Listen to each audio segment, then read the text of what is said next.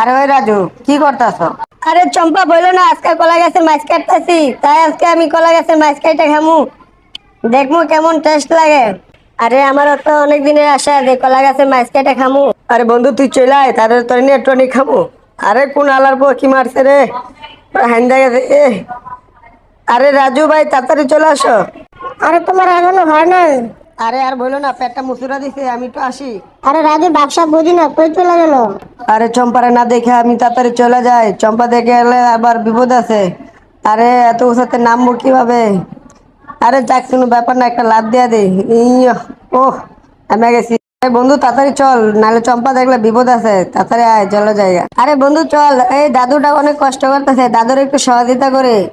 দাদুর জমিতে একটু জল দিতেছে, আমরা দাদুর সহযোগিতা করে জলটা দিয়ে দিই।